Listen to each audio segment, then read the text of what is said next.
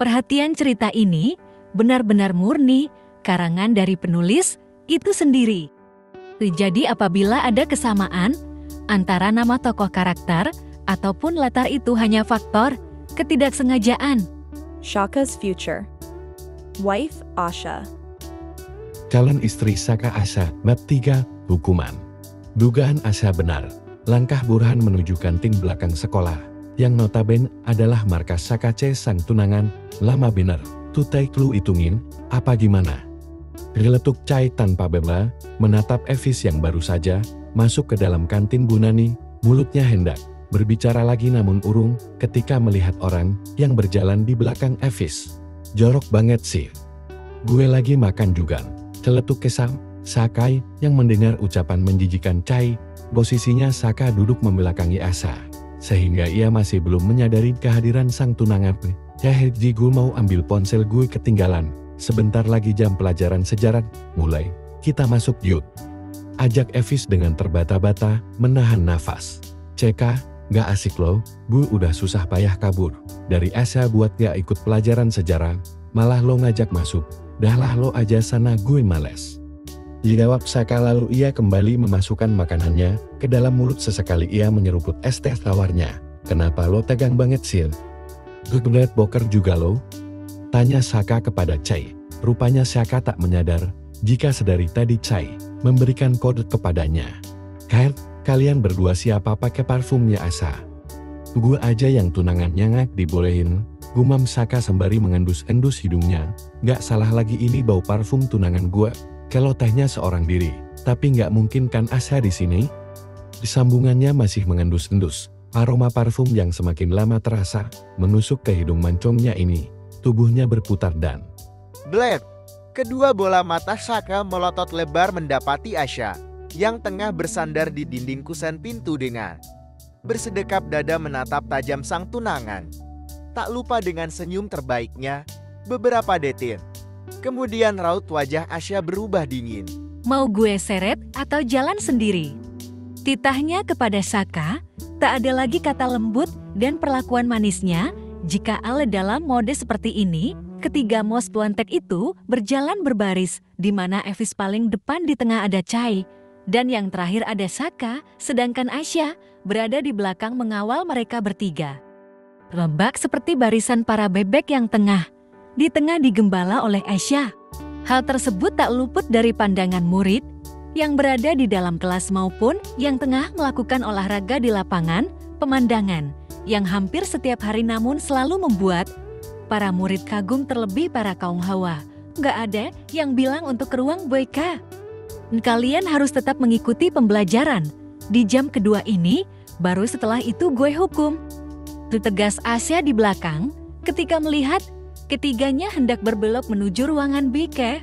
Saka membalikan tubuhnya menatap memelas kepada sang tunangan, jalan Saka. Sekalipun lo berlutut di hadapan gue, lo tetap harus menjalani hukuman ini, termasuk mengikuti pelajaran mapel sejarah. Paham? Ucap Asha, lalu menyuruh Saka jalan kembali dengan mengangkat dagunya mengikuti Baraca dan Evis di depan. Ceka, aku kamu sayang, bukan lo gue. Isam, protes Saka dengan nada yang begitu manjan. Nggak berlaku jika lo lagi bandel. Jawabnya datar, lalu Asha berjalan mendahului ketiganya hingga sampai di kelas mereka, berdiri tepat di ambang pintu. Kedatangan Asha membuat atmosfer di dalam kelas ini terasa begitu mengerikan dan mencekam, bahkan sang guru sejarah yang sudah berada di dalam kelas itu pun kesusahan untuk menelan ludahnya sendiri. Damag Asha memang luar biasa. Hanya dia satu-satunya yang bisa membuat para bad boy itu takluk. Sedangkan yang lain, termasuk jajaran guru dan kepala sekolah pun tidak berani. Maka dari itu mereka melibatkan Asha sebagai seksi kedisiplinan. Jika dalam 2 jam pelajaran ini berlangsung, jangan biarkan mereka bertiga keluar. Kalau beralasan ingin ke kamar mandi, suruh saja mereka bertiga melakukannya di sini saja. Perintah Asha kepada seluruh penghuni di rumah ini, termasuk sang guru. Mereka bertiga hendak melayangkan protes namun urung ketika melihat tatapan tajam milik Asya seolah mengunci mulut mereka dengan rapat. Waktu 2 jam serasa 2 abad untuk ketiga bad boy ini, terlebih Saka yang sudah beberapa kali menguap lebar. Kedua bola matanya terasa begitu berat dan lengket. Mendengarkan sang guru bercerita tentang sejarah Indonesia melawan penjajah. Sumpah mata gue ngantuk banget, Jir. Bisik Evisi, biasanya di kampung halaman nenek gue. Kalau ada ayam ngantuk nanti disembelin. Celetuk caikan si pendiam, namun bermulut pedas itu, kampret. Lo ngatain gue ayam? Celetuk Saka dan Evis bersamaan. Yuhu. Teriak seluruh murid ketika mendengar suara bel tanda jam pembelajaran selesai. Seluruh murid berhamburan keluar dari kelasnya masing-masing. Tujuannya adalah kafetaria yang berada setiap lantai kelas. Terhitung ada 3 kafetaria di dalam sekolah ini, sehingga para murid-murid pun tak harus berjalan jauh atau berdesak-desakan. Di saat semua murid sedang mengisi perut kosongnya, menikmati makanan favorit mereka. Berbeda dengan ketiga cawap tampan ini, mereka tengah berada di salah satu kolam renang yang biasa digunakan untuk ekstrakurikuler. Terhitung ada 4 kolam renang di sana dan mereka masing-masing mempunyai jatah 1 kolam. Untuk 1 orang untuk membersihkannya, sisanya dikerjakan bersama ketiganya. Matahari berada tepat di atas kepala, sinarnya begitu terik sehingga membuat setiap benda di bawahnya tampak berkilauan. Langit biru cerah tanpa satupun awan yang bisa menutupi sengatan matahari. Kolam renang yang didesain semi outdoor itu membuat tak menghalau sempurna tubuh mereka. Keringat mengalir perlahan di pelipis hingga leher kepada ketiga cawat tampan itu. Burhan, itu daun yang sebelah sana masih banyak, kenapa lo pindah ke situ?